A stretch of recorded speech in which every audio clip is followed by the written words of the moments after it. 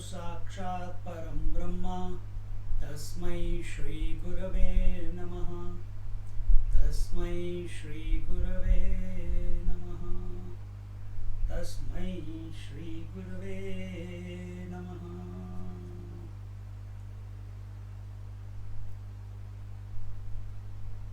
We are looking at undifferentiated consciousness, and I was asked a question by someone, then what is this consciousness? Who can ask this question? Who can ask this question? He who is searching for consciousness as separate to himself. He is still in pursuit of this consciousness through the mind. Mind can only search objectively.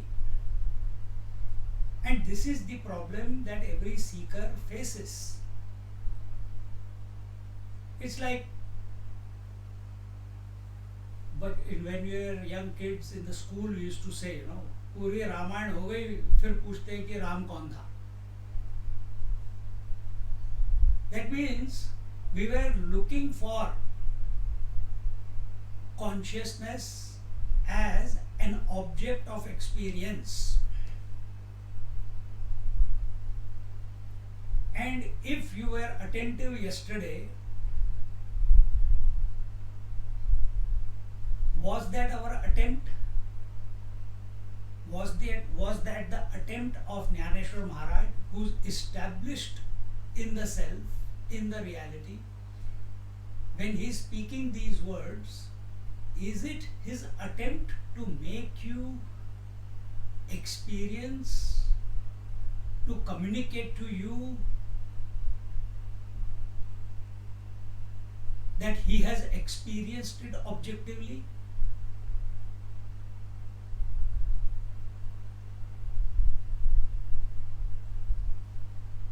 Understand this one thing, that when this communication is going on, or Jnaneshwar Maharaj is communicating to us, or when he is writing these verses as commanded by his Guru Maharaj, by his teacher Nivrittinath, he has to communicate and put into finite words that infinite experience. He has to put across that which cannot be put into words. He has to make us understand that which cannot be understood. Understanding being in the mind, which cannot be understood in the mind, by the mind. This is the conundrum that every Guru Maharaj has, every Mahatma has, every teacher has. We go to the ashram, we study, and we study what? We are studying Shankar Bhashya, we are studying yoga, we are doing this, we are doing that, we are studying Karma Yoga, Bhakti Yoga, Jnana Yoga, Kundalini Yoga, Kriya Yoga. Then we come to Vedanta. But as long as Vedanta remains in the book, or Vedanta remains in the mind as a thought, what does Vedanta mean? Vedanta mean where the Vedas end. What are Vedas? They are nothing but words. What are words? Nothing but alphabets. Where thoughts conclude, there Vedanta begins. Vedanta is not a concept. Vedanta is not a word. Vedanta is not an idea. Vedanta is our natural state.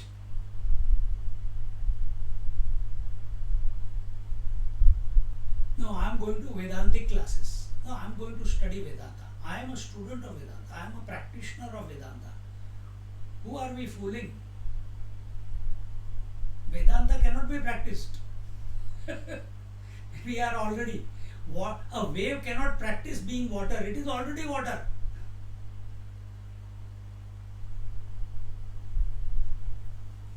Jnaneshwar Maharaj tells somewhere, how much journey does a wave need to traverse, what practices does a wave need to do, how much japa it needs to do, how many Upanishads it needs to read and study and contemplate in order to realize that it is water.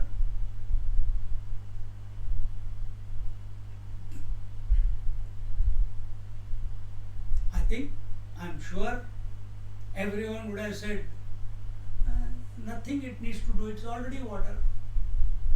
It doesn't need to do anything. The wave doesn't need to do anything, no practices, because it is already water.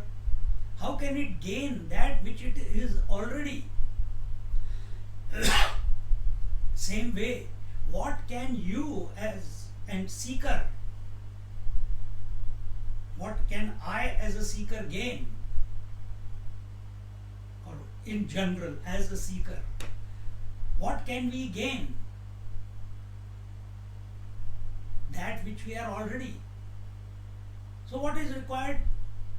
Do nothing. But the problem is that we don't know how to do nothing.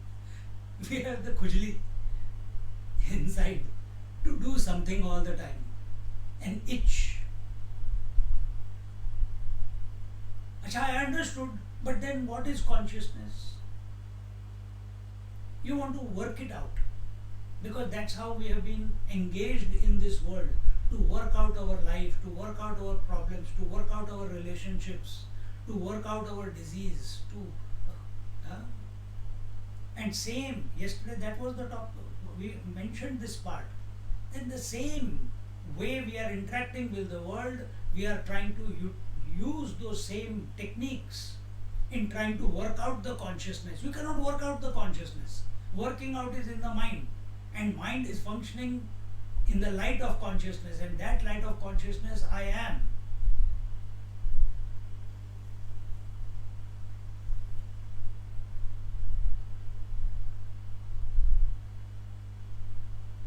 Be available to it. Be it.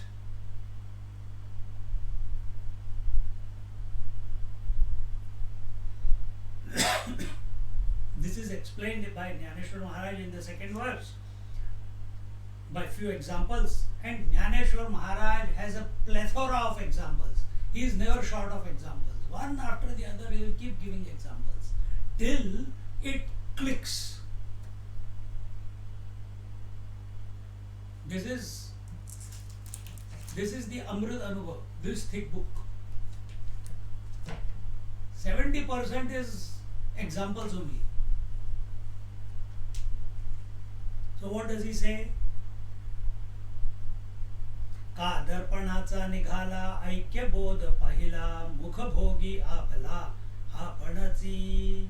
Essentially, initially, the face alone exists, which enjoys the reflection in a mirror through duality to attain the initial essential oneness of. I think we did this yesterday towards the conclusion of the satsang, that the original, when it comes in front of the mirror, then only the reflected face is created, manifested.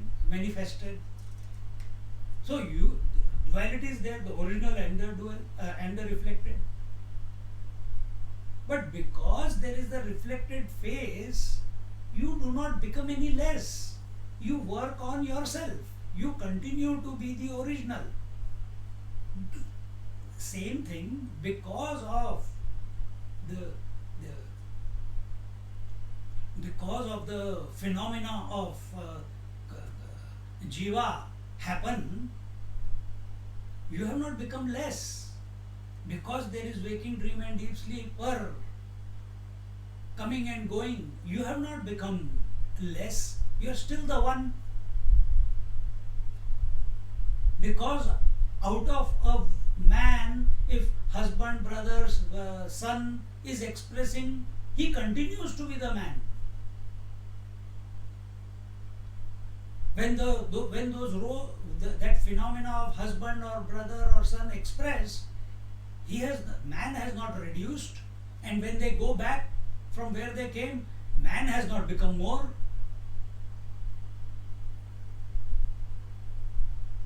Same way, when the waves have appeared on the ocean or the ornaments have appeared in the gold, gold has not become less or water has not become less.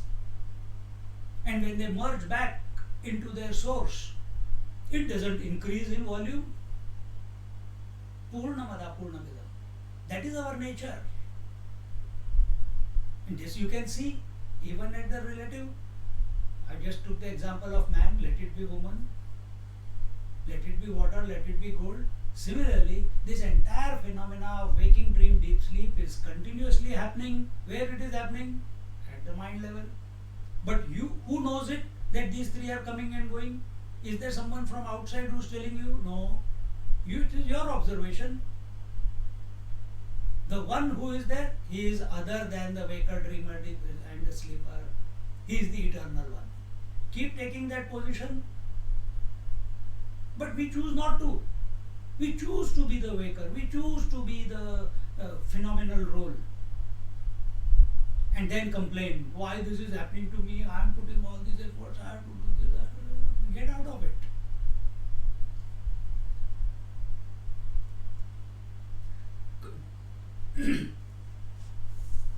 Then Jnaneshwar Maharaj says in the next verse, third verse, Jnana ziyatiya pari zagi atmaikya kari तय सूर्या खोंचे सूरी तय से झाले. Similarly, the pure knowledge functions in the duality to attain non-dual experience.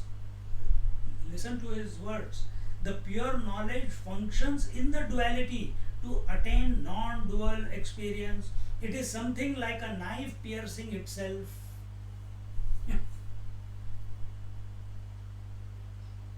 The knife is piercing itself.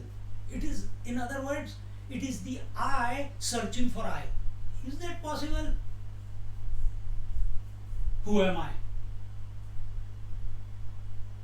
You must have heard this, or you must have practiced it also. Who am I? Can you ever come to know? Can your eyes see themselves? Physical eyes, can the eyes see themselves?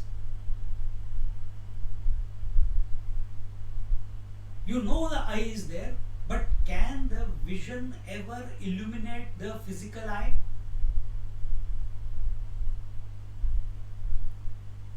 Can the mind come to know itself? The mind can come to know the thoughts, because mind is subject-object. It can come to know the thoughts. But can it come to know itself? Can the eye come to know the eye? Objectively, is it possible? That is what he tells here, the knife piercing the knife.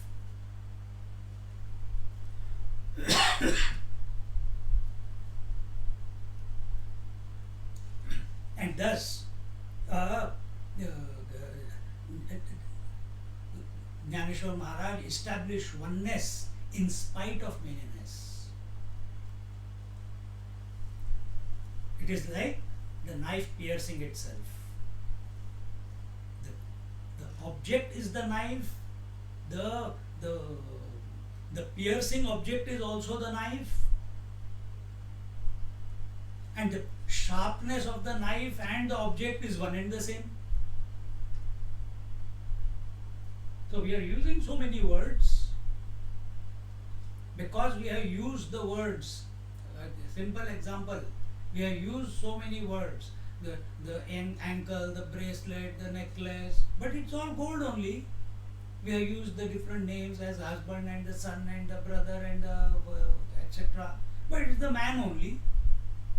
You use the words infinite, nitya, shuddha, buddha, mukta, but it is that pure consciousness only. Now don't go looking for it, except that is where the problem is. Jnaneshwar Maharaj is coming from the position of being it. We are searching for it. Why was Krishna Bhagwan able to speak Bhagavad Gita the way he spoke? Was he the Krishna which Arjuna was knowing? Is that the Krishna who was speaking? So body is there, an individual person called Krishna is sitting in front of Arjuna. But who is speaking? Is it the friend of Arjuna?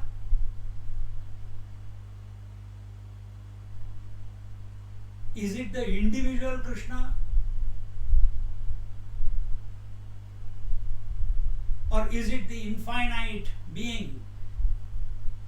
Because Krishna is ever at poise with himself, in poise in himself. So the entire Bhagavad Gita, without any mistakes, no ifs and buts, no because, systematically unfolding from the gross to the subtle to going beyond the causal. And after all that, who can do it? For that, we have to shift our position. When we were studying with Swamiji, our Acharya, he said, when the Bhagavad Gita started with the Shankar Bhashya, he said, don't take the position of Arjuna to study Bhagavad Gita. You will never understand. If you want to let it click, put on the shoes of Lord Krishna. Think from the standpoint that he is thinking. And is he the Nanda Gopal? Is he the Govardhan Dhari? Is he the various roles that he played? Is he that one, or which Krishna is speaking there? That will become available. You will become available to that knowledge. Similarly, which I are you available to right now? Are you available to the relative I? Virtual I? Are you available to the relative I? Phenomenal I? Or are you available to the absolute one? Because you are at the same. Just like the water alone, when you touch the wave, it is water. When you touch the ocean, it is water. And when you touch the water, it is water. When you touch the wave, is your attention on the wave, or on the ocean, or on the water? When you say I, is your attention on the father, brother, husband, etc.? Or is your attention, I am the body, I am the intellect, I am a yogi, I am a Kriya yogi, I am a Bhakta yogi, I am a Kriya, blah blah blah blah blah? Or is your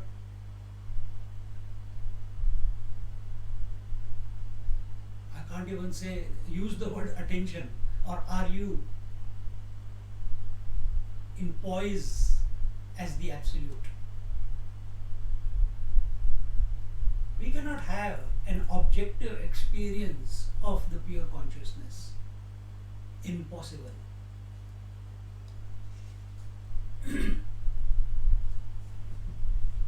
And everything that is happening in our life, every moment, nature is pushing us back to our essential nature. At the relative level, the nature is giving ample opportunities, not once in a while. Every moment it is giving the opportunity for us to come back, to be in the natural state. All sadhanas that are told in our scriptures are nothing but observation of what we are doing in our life on a daily basis. They are not something special, but we make it into special. Oh, pranayam we have to do, oh, yoga we have to do, oh, nididhyasana we have to do, oh, shravanam, mananam, nididhyasana we have to do. We have to go into Nirvikalpa Samadhi. Aren't you going to Nirvikalpa Samadhi between two thoughts? Aren't you in Nirvikalpa Samadhi in sleep? Only you don't know it. That's whose fault? Your fault. What can we do? Anyway, so continuously, when we are between the two thoughts, we are going back to the self. There is nothing there in between the two thoughts. There is absence. Absence is not an object of cognition. Then what is there? There is the undifferentiated consciousness. Do you know it? No, because you are a common man, a seeker. He is wanting an experience. Jnaneshwar Maharaj is saying, you are there. So many times Nirvikalpa, you're coming back to your original state. Because there are no distractions between the two thoughts. Access it. Increase the gap between the two thoughts. That's why all meditations only bring you to the sandhi between the two. Prana bandhanat leena manasam.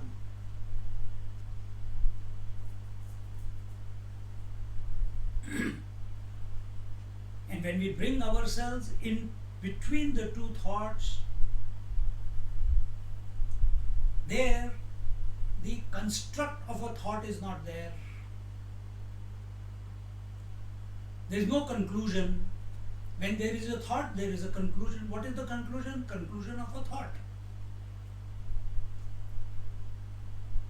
But between two thoughts, there is no precipitation of any thought, there is no conclusion, there is no vyapti, there is no phala vyapti. So those thoughts which do not lead to phala vyapti, you come to abide, you come to be that pure consciousness. For example, I saw Manu just now. So now I know only two Manus in my life till now. So either my friend comes or this friend comes. So immediately two faces. But yesterday I was talking to you about this. When I use the word infinite, what phala vyapti happens? What experience ensues the thought of infinite?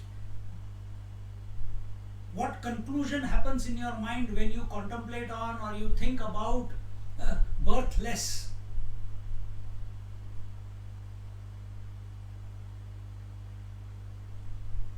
What conclusion you come to that self is self-effulgent, self-knowing? No conclusion.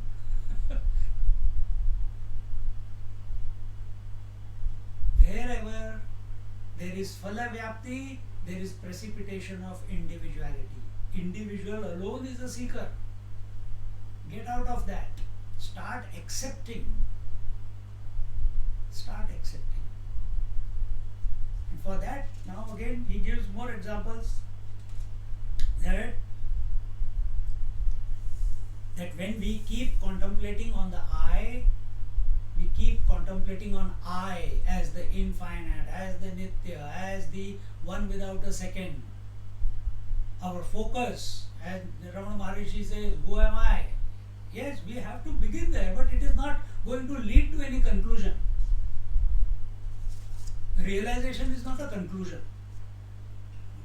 But what is happening in that process? Because there is nothing called realization, then what is happening in that process? When this contemplation on our essential nature gets triggered by the grace, by certain practices, when it happens, then it starts destroying all the ajnana vritti, all the thoughts which take us away from the self, from the natural state. They start getting consumed. Why? Because we are attentive of the self, the I, the pure I. It's only a thought at the moment. But this thought, as we said yesterday, it is able to counteract all the other thoughts. And how long will it continue? As long as there is something to consume. How long we have to keep thinking of sleep? As long as there is some thought of the waking. You are not removing the waking thoughts from your mind. You are thinking of sleep thought in your mind. We are thinking of the I with full attention, knowing that it cannot be known because I am that. But why am I not abiding in it then? Because there are other thoughts coming and disturbing. So I keep contemplating till the data of not I thoughts. In other words, Ajnana Vritti gets consumed completely. For that he gives one example, just like the camphor. आगी पोता सा चैनी में से आपण पे जाळिले जैसे ज्ञान ज्ञान नाशे तैसे झाले. Having burnt the camphor, the fire dies itself. Similarly, having destroyed the ignorance, knowledge also disappears. Arey wah. So, can you have fire without camphor? No. So when the camphor is lit, the fire is blazing. What is the fuel for the fire? The camphor. How long will the fire glow? Continue to burn? As long as even a last bit of camphor is there, the fire will be there. And when the entire fuel is consumed, then what will happen to the fire? The fire will also go away. Exactly the same way, this Jnana Vritti, it continues blazing as long as, in simple words, Brahmasmi thought or who am I thought. It will keep blazing as long as there is Ajnana Vritti as the fuel. And when that fuel has exhausted, then there is no need to say I am, to say I am Brahman, to say anything. Then you just are, without a thought.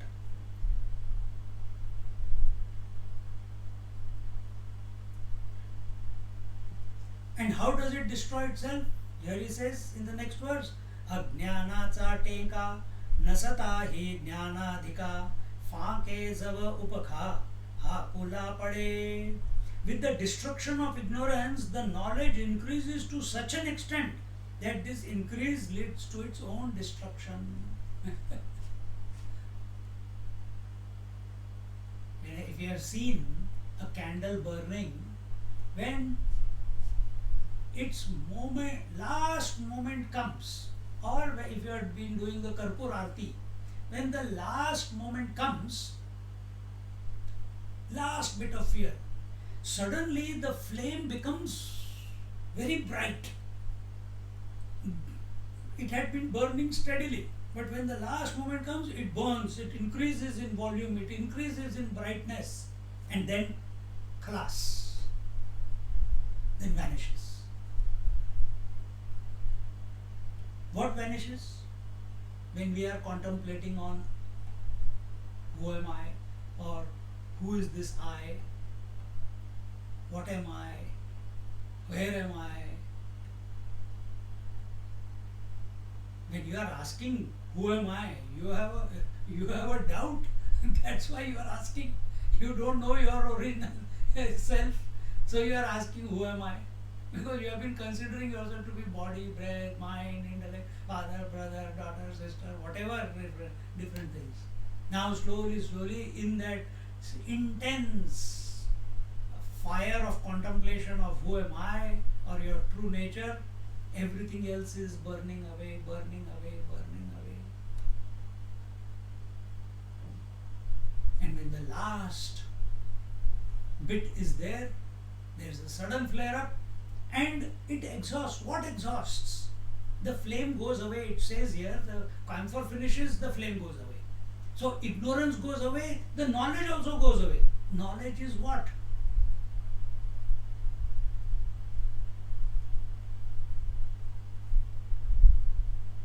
The vritti. When you are contemplating on aham, it is vritti aham. And when ignorance burns away completely, then what goes away? The vritti aspect of the aham drops away. Then what remains? Vritti rahit aham. That is pure consciousness. That is your natural state. That is you who have We are saying it. Why? We have to communicate, so I am using these words. After some time, I might use some other word. This is just a prakriya.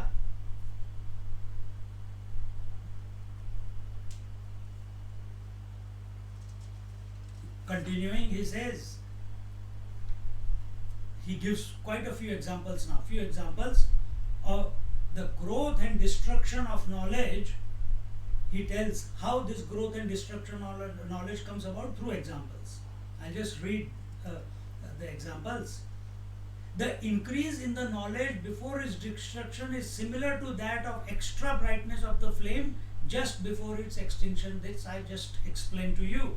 Then he says, another example he gives, and that is the fullness of growth of breasts of a woman itself leads to their drooping.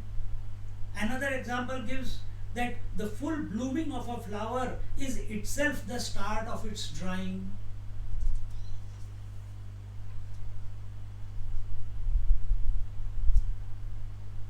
Anything created, destruction has started.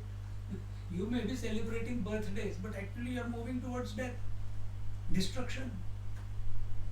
Same way, another example, the formation of the waves is the beginning of its submission in the ocean, or the appearance of the lightning is its disappearance. See the idea, understand the principle, understand what is, where the Jnaneshwar Maharaj is taking our attention to. Don't get lost in the example. Examples are many, but the principle that he is in trying to hone us into.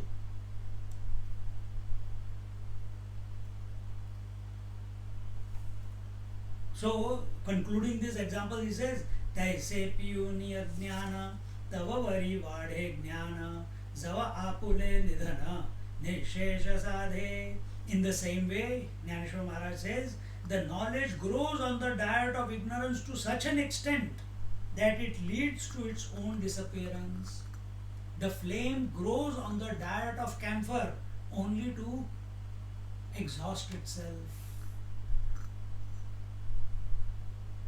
Only to exhaust itself. One moment. I need to put something here. In order to exhaust itself. So as long as there is food of ajnana vritti, that till then the jnana vritti will continue to burn. If there is no fuel left, then there is no need for jnana vritti also. And this is happening to you every day. When you go to sleep, bringing our attention again, this example he takes many times. When we go to sleep, we do not push the world out of our mind. If you try to push the world out of your mind, you will have a sleepless night. Instead, what do? You become focused on the thought of the sleep, and you keep thinking of sleep. And how long will you keep thinking of sleep?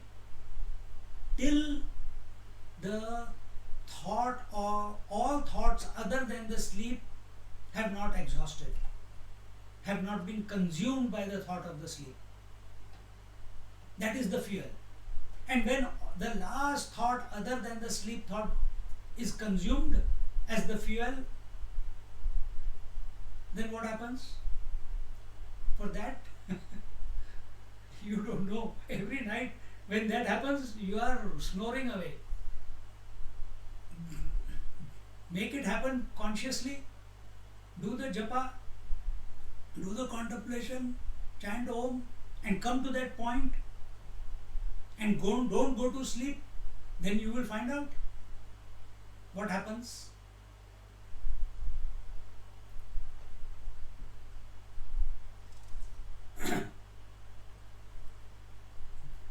So when ajnana vritti is exhausted, consumed, then the jnana vritti also dies its own death. Then you don't need to keep on inquiring who am I, who am I. And you don't have to. You have to only inquire who am I till you have got other distractions.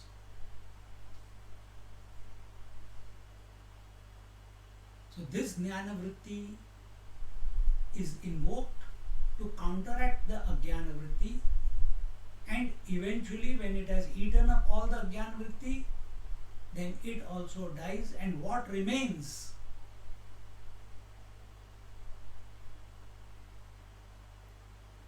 What remains?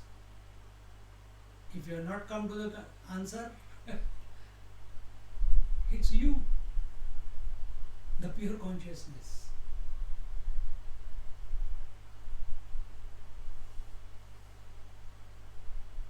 And this is happening to us many times during the day. As Jnaneshwar Maharaj says, Ajnana is incomplete knowledge. Between every two thoughts, this is happening to us. We want it continuously, whether there are thoughts or no thoughts. Again, few more examples Jnaneshwar Maharaj says. The waters of the great deluge engulf both the oceanic waters and the land, so as not to allow any differences between water and land. You have a well because there is a hole in the land. There is a pond because the pond is surrounded by land. Without land you cannot have a pond or a lake or a river or a dam. It needs some perimeter. But there is water in the lake, there is water in the well, there is water in the pond, there is water in any container, any type of water, in the river. But when the deluge takes place, when the floods come, when the pralaya comes, like the tsunami came, as far as you can see, it's water, water everywhere. What happened to the land? Can't see. What happened to the lakes? Can't see them. What happened to the ponds and rivers and wells?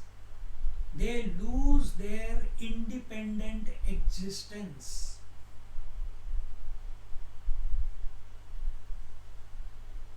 Now everything is covered by water. Exactly the same way, Bhagavan says, Jnaneshwar Maharaj also says that that when the ignorance, so water and land was creating all these different puddles and lakes and everything, knowledge and ignorance both are covered, are in the deluge of the pure consciousness. Nothing else remains but the pure consciousness. And that pure consciousness is also a name that we have given to the reality. You cannot call it reality also. We don't need to call ourselves by any name. If we don't have a name, we still exist, don't we? If there is no one to call you brother, if there is no one to call you son, if there is no one to call you teacher, if there is no one to call you man or woman, there is no one to call you a seeker or you still continue to exist, don't you? If you don't have anyone to communicate to also, you communicate, a common person. When I come to India, which is almost every year, not last 1.5 years, but invariably, they ask only one question. Swamiji, which ashram do you belong to? Which parampara you are from? What is your name of your organization? When did you take your sannyas?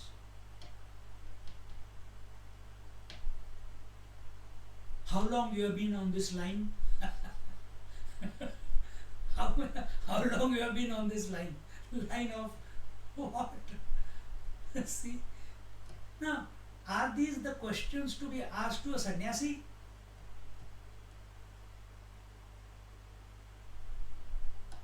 Or should a sannyasi be asking these questions to anyone?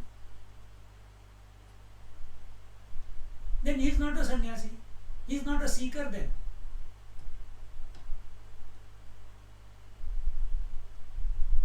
But this has become a fashion. Which organization? Acha, you don't have any organization. You don't belong to anything. Which religion? All religion. Acha, I think you are fooling us. How can you fool a fool?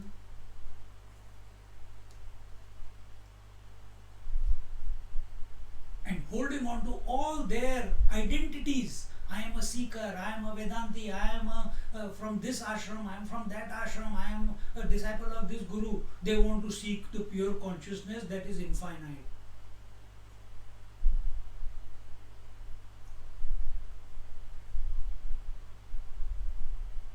Understand, all these things happen.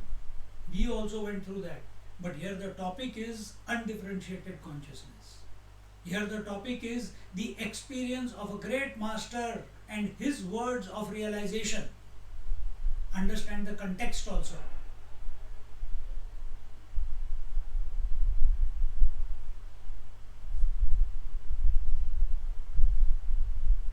Another example is saying, the initial waking up may be called as destruction of sleep, but thereafter, during the waking state, there is waking alone without reference to sleep. Similarly, initially the jnana vritti is under the influence of ajnana vritti. I is a slave of aham, is a slave of idam. Slowly, aham becomes independent. It is not thinking about idam.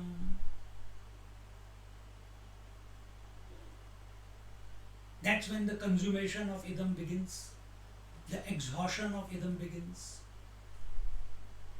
When you wake up in the morning, every morning you wake up. I hope you wake up. I'm sure you wake up. For maybe a second or two, some remnants of the dream may be lingering. But very next moment, 5 seconds, 10 seconds, half a minute, if you ask, someone asks, what did you do? You can't remember anything. Similarly, this I was associating, it was propping itself up from with the reference of idam, the ajnana vritti. It was associating itself with the not I and propping itself up. Who are you? I am a husband. Husband is, I has decided it is a husband because of associating with a wife. I am a father of 3 kids. Here the I has associated with the 3 kids, and with their reference it's saying I am the father of 3 kids. Oh, I was born on this day. Oh, the reference is the birth of the body when the day it came, and that is only a piece of paper. Who knows what is the truth? And then people say, oh, these are your parents, the son is born. Reference. Who are you? I am the son of these parents.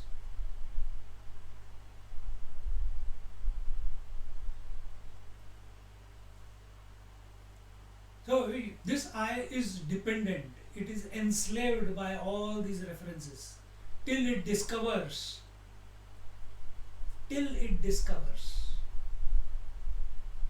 that it is giving, it is all by itself.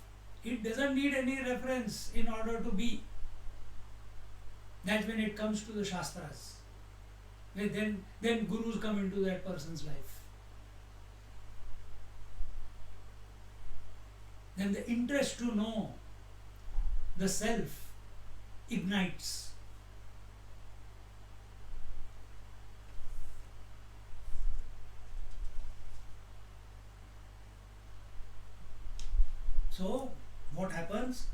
jnana vritti slowly becomes stronger and stronger, and eventually it disappears itself. It itself disappears, and there is knowledge.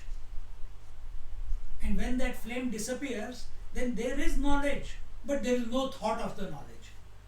This is called, there is no vritti vyapti, or there is no phala vyapti. The I continues, but without a thought of I. That is undifferentiated consciousness, that I am. It doesn't require any reference point. It is self-abiding, self-knowing, self-effulgent.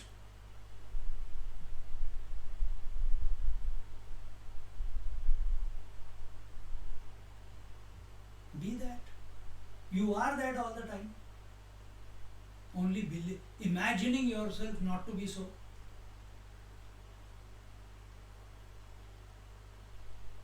Shift. Accept.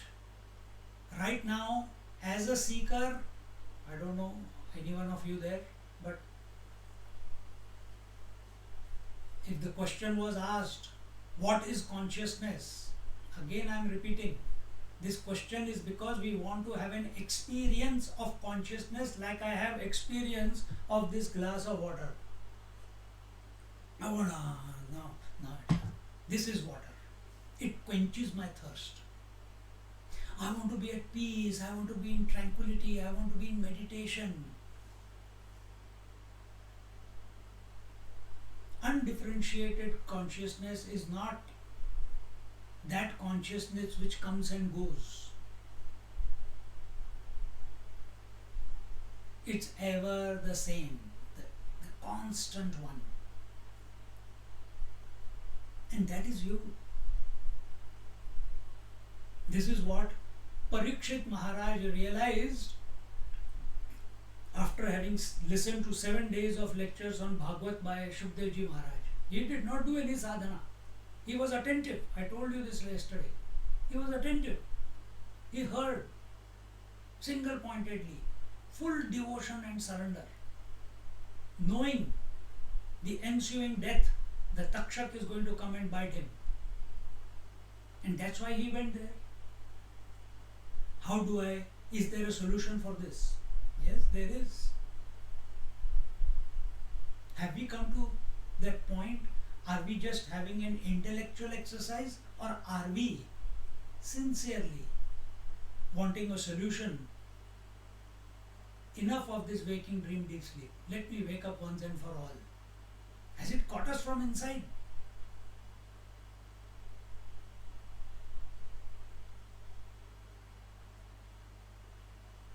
Otherwise, we are just shunting from one scripture to another scripture, from next to next scripture, appreciating this. Scriptures don't need our validation. Scriptures must be studied, interacted with, so that we vanish. We get completed. Not complete the scripture. I have studied this Upanishad, I have studied Bhagavad, I have studied yoga. I know this master, I know that Mahatma, I did so much seva with him. He doesn't need you. You did seva to sing your glories, or you did seva to purify and merge. You come across scriptures so that your eye becomes thinner and thinner and thinner. Or your ego, that I have studied this, I can give lecture on this, I know the Bhagavad Gita by heart from beginning till end, blah blah blah, and so on. Is that why we are studying the scriptures?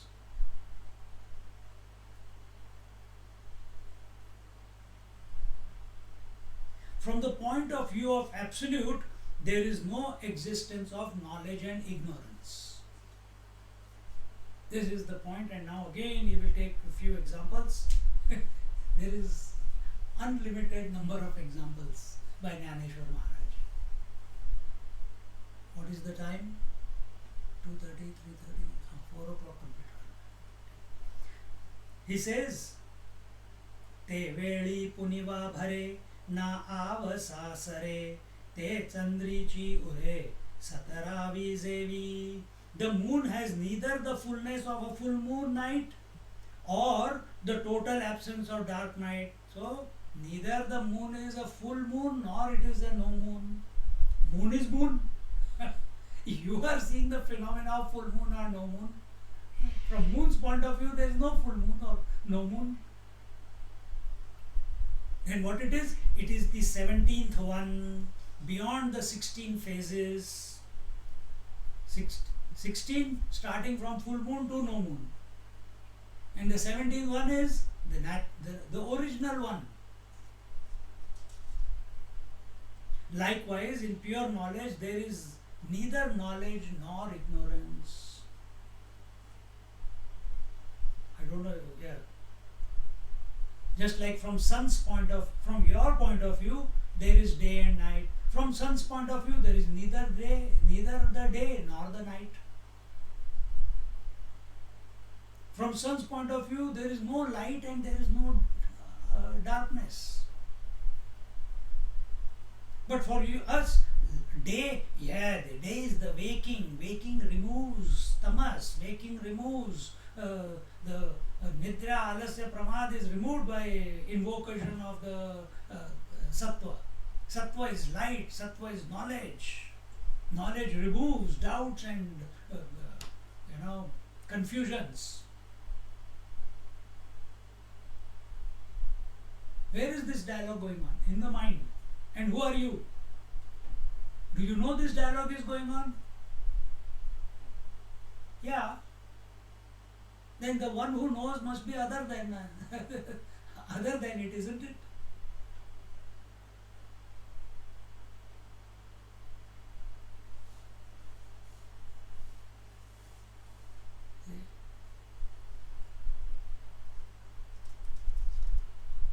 Now, having given these examples, Jnaneshwar Maharaj, so where are these 16 kalas of the moon existing? From no moon to full moon or full moon to no moon? Where are these existing? Are they actually there? They are existing in their own absence from the moon's point of view. Where is the day and night existing from the sun's point of view? It's existing in its own absence. Where are all the waves and the oceans existing from the water's point of view? They are existing in their own absence. There is nothing like ocean and wave from the absolute water standpoint. Have we come to that? That in spite of being in this world, we are one. Do we still give validity to the differences in the world? Then we are far, far, far away from that undifferentiated consciousness, even though we are not far away from it. We imagine ourselves to be far away because we are given validity to the differences. You cannot remove the differences. You have to accept that you are the one. Accept. You have accepted yourself to be the husband or the wife. You have accepted you are the body. You have accepted you are the mind. You have never seen the mind, but you have accepted you are the mind. You had accepted I cannot live without my toys. Now you say I cannot live without my wife and children. When will you come to this point that I am? I am me. Full stop. When will you accept that you are the all-encompassing principle? It's only a question of acceptance. And then living and letting that principle express. Mahatmas are living like that.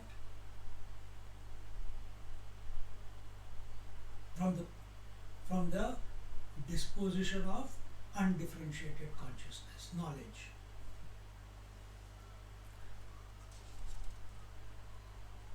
Now Jnaneshwar Maharaj in the 16th OV, he calls it OV rather than verse in his language, how impossible it is to describe the pure knowledge by comparing it to something else.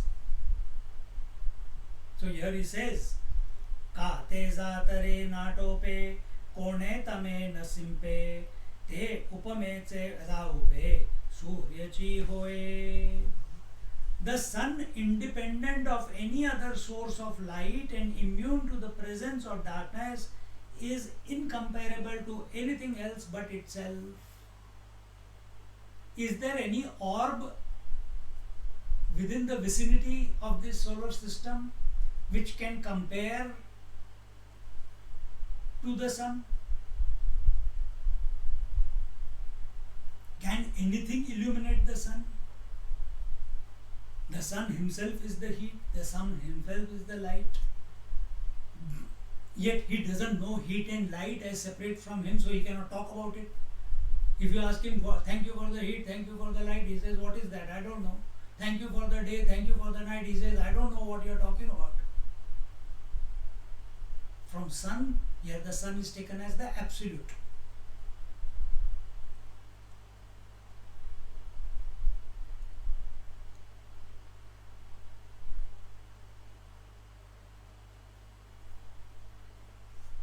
So it cannot be compared. There is no upama out there, not the Suji upama. There is no comparison with which the absolute can be compared. Then what can be the pure knowledge be compared to? It can only be compared to itself. There is nothing like it. It is the only one. Ekameva Dvitiya.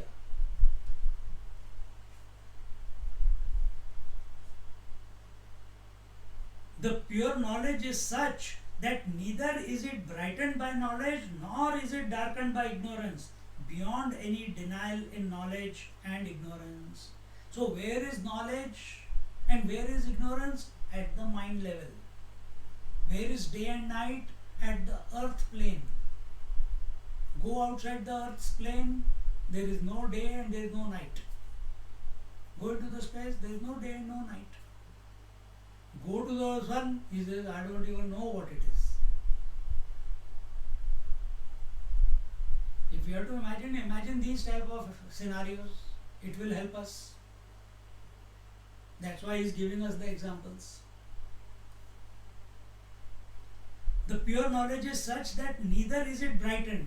So there is no tatra suryo bhati na chandra tarakam nema vidyato bhanti kutoyam agni tameva bhantam anubhati sarvam tasya basa sarvam idam vibhati na tatra suryo bhati na chandra tarakam. There is no light. What is this pure consciousness?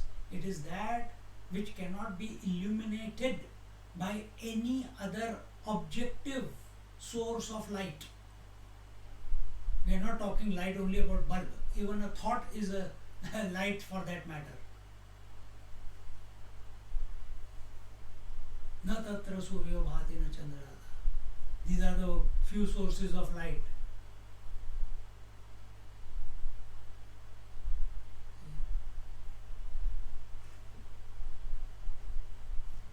So nothing can brighten it, nor anything can darken it. Nothing can cover the sun. Oh, but we see eclipse. You see it. Sun doesn't see the eclipse. Sun doesn't see the eclipse. Similarly, appearance of the thoughts and disappearance of the thoughts does not affect the constant conscious principle that I am.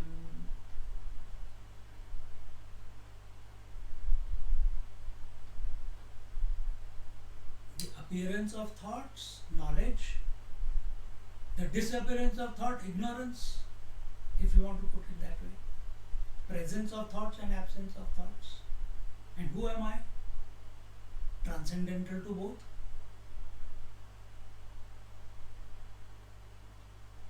Presence of thought and absence of thought are the phenomena. Where is the phenomena taking place? In the mind. Where is the mind existing in its own absence? And that you have taken to be real. And living your life accordingly. Baap re.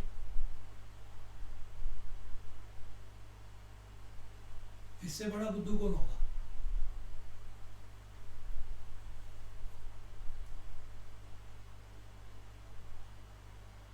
So when masters like this write, it is like a mirror. They are showing us who we really are.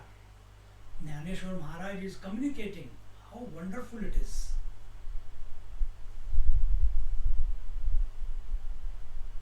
So because this pure self, the pure consciousness, the undifferentiated consciousness cannot be compared with anyone, it cannot be illumined by anyone, it cannot be covered by anything or anything. Now there is a problem. Imagined problem for us, because we are still seekers. And what is the problem?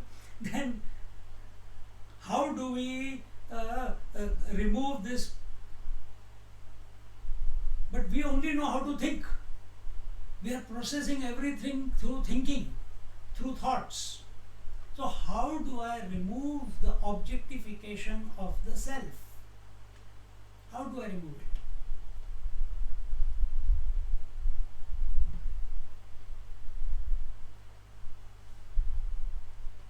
How can this pure knowledge, where subject-object differentiation has not taken place, be known objectively, as the eye cannot see itself? And for this, he gives a few examples again. Can the space enter itself, or the fire burn itself, or a person ride on his own head? 3 examples he takes. See, even if you read Jnaneshwar Maharaj's Bhagavad Gita, every verse, innumerable number of examples.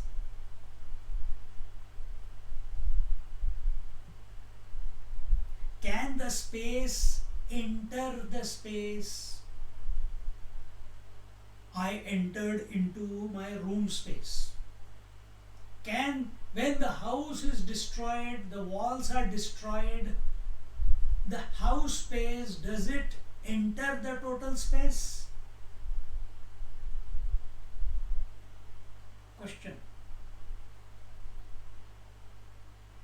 When the wave dies, does it enter the waters or merge into waters? Or was it already water? Or was it an entry-less entry, merging-less merging?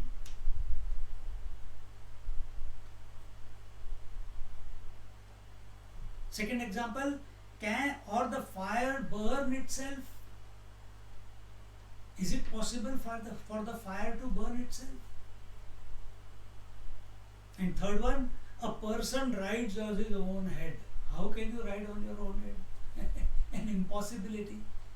Just as impossible it is for the space to enter space, water to enter water, wave to enter water, or for fire to burn itself, or the person to ride on his own head. That much. Again, more examples, okay. Can the vision see itself, or the taste itself, or the sound hear itself? Is it possible? These things have to be immediately. Don't collect information. Right here and now, apply it.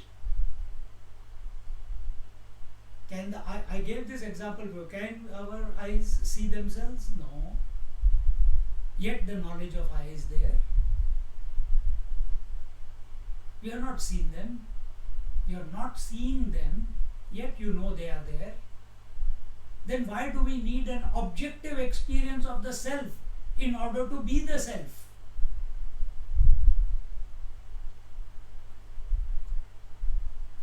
and the taste, or the taste tastes itself, or the sound hear itself. All of these are impossibilities. More examples. Does the sun illumine the sun, or the fruit fructify for itself, or the smell itself? All the panch indriyas are taken, and some other examples. So sun is not illumining the sun. It is not. Its nature is that.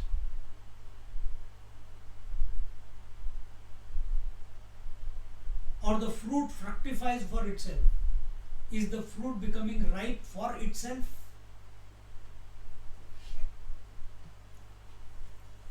And also now the smell, which is the Granendriya, can the smell itself? The point that is being made here is Taise apana apana zanate nave zana manauni jnana pane veena jnana matraze.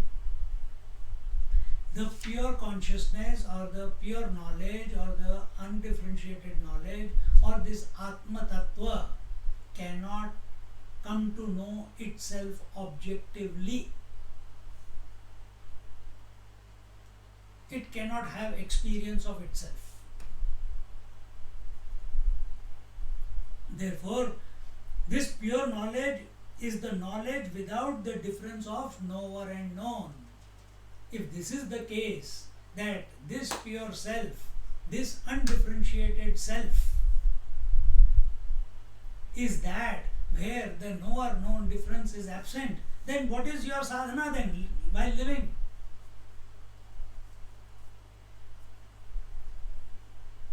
Don't become a knower. Let seeing happen, don't become a seer. Let hearing happen, don't become a hearer. Let experience happen, don't become an experiencer. Let observation happen, don't become an observer. Let waking happen, don't become a waker. Dream happen, don't become a dreamer. Sleep happen, don't become a sleeper. All these roles that you have taken, they are the errors formed due to identification with the object. Don't allow don't allow them to precipitate.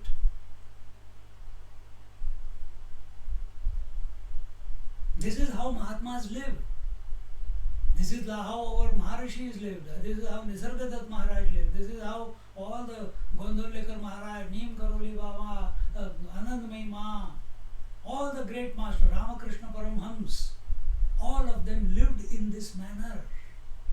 And this is possible for you, me, everyone.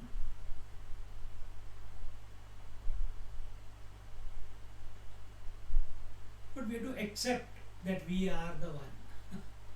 I am the one. Aham Brahmasmi, you have to accept. Not blindly, with understanding. Correctly. Not objectively, but subjectively.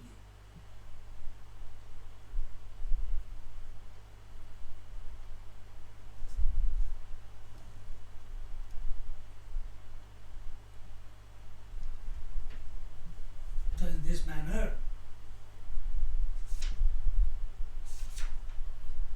Jnaneshwar Maharaj says, everything else that is there, other than this pure self, this pure knowledge, this pure consciousness, this undifferentiated consciousness, this other than this one who is all that there is, this is for the seeker. It is your imagination. If the thoughts, I know, I think I am Brahman, I think I have reached, I think I am there, I think it's clicked. Oh, such a great ecstasy. Fooling yourself. Still in the mind. It was so silent, it was so wonderful. Swamiji, can we continue the meditation? I lost the plot.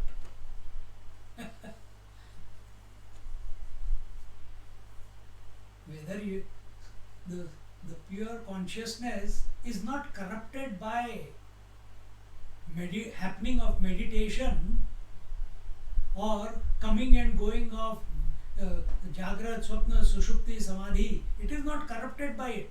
Those are conditions of the mind. Pure consciousness, undifferentiated consciousness continues to be the one as it is.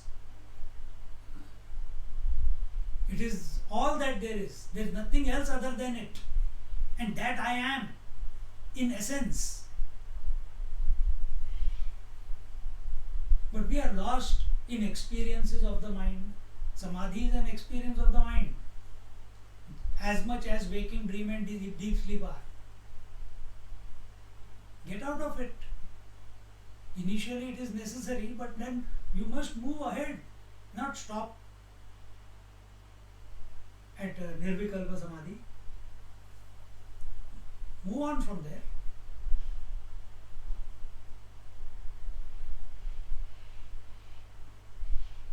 Something in our life, just like it is a natural unfoldment of our abilities from the time we are born. We are increasing our ability, we learn how to walk, we learn how to talk, we learn how to eat, we learn how to speak, we learn how to read, we learn how to do mathematics, English, Hindi, Sanskrit, and somewhere along the line when we doing all this like a mechanically, by grace of God we come to the satsang. Now our different journey begins and we start moving in this direction.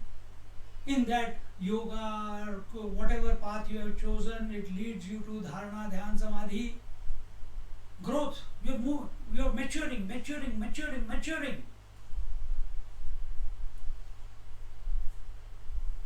And if we are come to this point of samadhi where you are going into samadhi, ecstasy, come out of samadhi, dextasy, problems. There's no word like that, I just coined it up.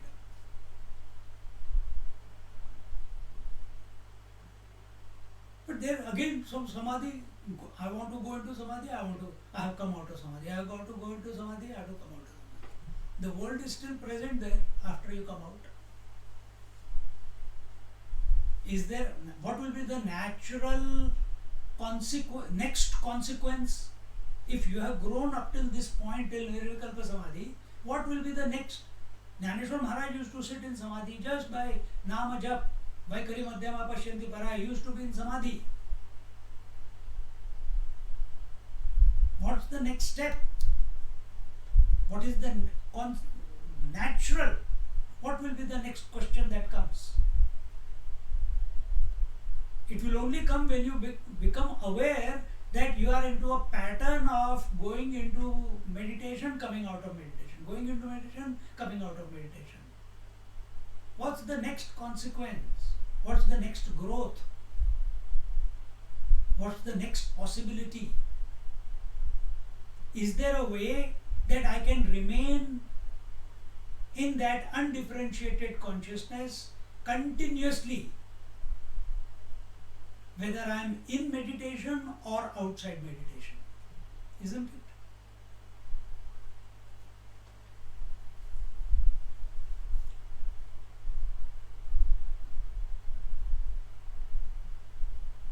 Samadhi happened because you accepted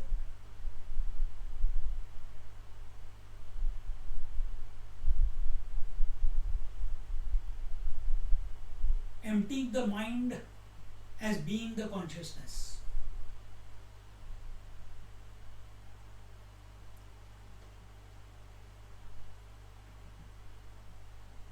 That's why we want to run away from the world into meditation. Still things have not resolved completely. You can stay for years together in Nirvikalpa, but when you come out, again the world is there. I met one person in Haridwar when I was living there. He had come from Tibet somewhere as a young child. One Mahatma met him And he asked the Mahatma, can you teach me Nirvikalpa Samadhi? He said, come. He took him to Tibet. In his cave, he says, tell me, what did you want? I want Nirvikalpa Samadhi. Somewhere this kid must have heard. He touched his head. 6 years this boy was in Nirvikalpa Samadhi. And one day he came out of Samadhi. Why? Because the sankalp of his teacher was becoming weak because he was dying of old age. And when I met him, it had been already 4 or 5 years since he had come back from Tibet.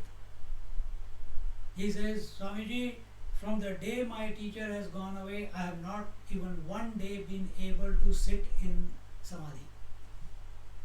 It was all by his grace. So things like this can happen. But that is not our goal.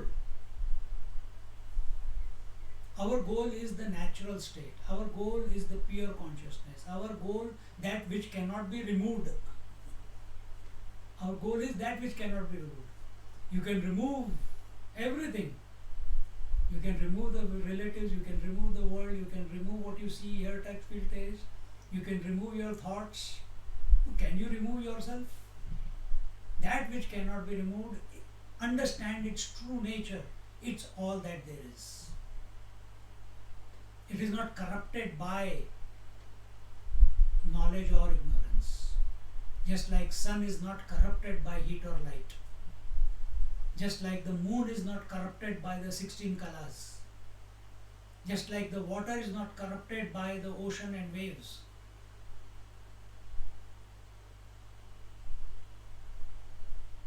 Accept this about ourselves, that I am not corrupted by any damn thing in this world. The whole world being nothing but my mind, but this mind. Practice equanimity. Begin somewhere.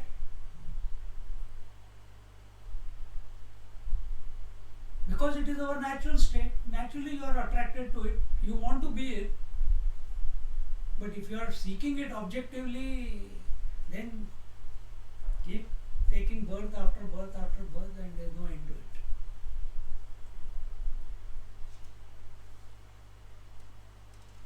We will conclude here. And in this manner,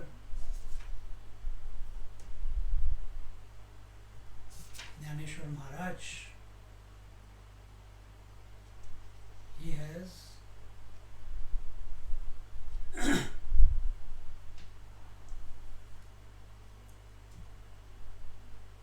one more thing that before I conclude, one more thing is that Jnaneshwar Maharaj has addressed here is a doubt. And what is the doubt? Jnaneshwar himself is thinking of because he is writing and the doubt must have come or the thought must have appeared. So he says, Taise asane ani nasane he nahi zaya hone आता मिथ्या ऐसे येणे बोले गमे. He says the pure knowledge can be called as neither existent or non-existent. Yesterday when we began the satsang, what did we say? The words Sat Chit Anand are in one way abuses to that reality. Sat is used to cancel, counteract, neutralize Asat. Chit is used to counteract, neutralize Achit. And Ananda is used to counteract Dukkham. So, these are only words to counteract, just like the Jnana Vritti was to counteract the Ajnana Vritti. Similarly, the Jnana Vritti here is Sat, Chit, Anand, and it takes care of whatever the opposite is, Asat, Achit, Dukh. The pure knowledge that I am is neither, it cannot be called as existent or non-existent. Neither knowledge nor ignorance. The student is saying, okay, but if one objects, if someone has a problem to this statement that it cannot be called as existent or non-existent, and comes to conclude, what is the conclusion? That pure knowledge is an illusion or nothingness. Jnaneshwar Maharaj is saying, don't come to this conclusion. You are going the wrong way in your thinking again. It is not nothing. So he says, if this doubt is coming, he replies, Tarika hi nahi sarvatha, aisi zari vyavastha, tari nahi he pratha, kavarna sipa.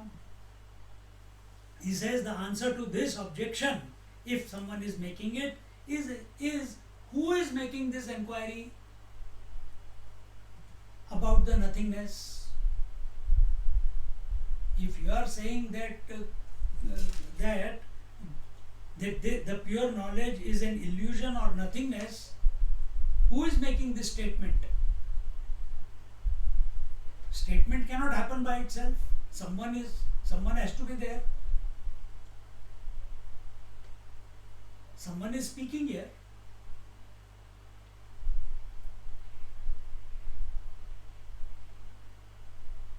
And this thought I have already mentioned, that the presence, the pure consciousness is transcendental to presence and absence.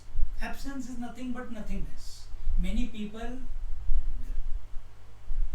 they focus on the void and then get all scared on in the seat of meditation and come back shivering. Our goal is not void. We are not void. We are not nothing. We cannot call ourselves that we are something also. But we are. We are all that there is, in essence. He says, in whose presence the knowledge or nothingness has been established. Without this presence, the absence cannot be established. So there is presence of thought and there is absence of thought. Who is knowing that there is a thought, presence of thought? Who is knowing that there is now absence of thought? When I am speaking, when I make this statement, this sentence, when I am speaking. So, when I am speaking, 4 words I spoke. These 4 words were presence of thought. Between those 2 words, when and I and am and speaking, there was gap, there was absence of thought. Do you know? Yes, I know there was nothing there. Who knows? If you say, I know there was nothing, who knows? You cannot remove that one. You are that. All you have to do is come to know what that is, all that there is. When we collect information about that through thoughts, it is incomplete knowledge. Jnaneshwar Maharaj calls it ignorance. Ignorance means incomplete knowledge. When I know that in spite of the thoughts, then it is complete knowledge. When I am in spite of the presence of the thoughts or absence of the thoughts, that is pure, undifferentiated consciousness or knowledge or self. That full stop. And in this manner, our Jnaneshwar Maharaj really thrills us every Sunday morning.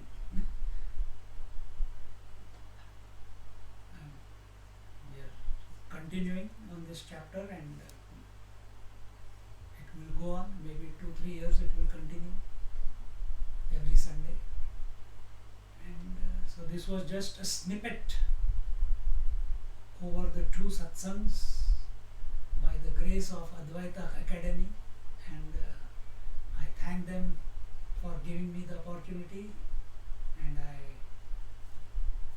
wish you all the best. Hari Om.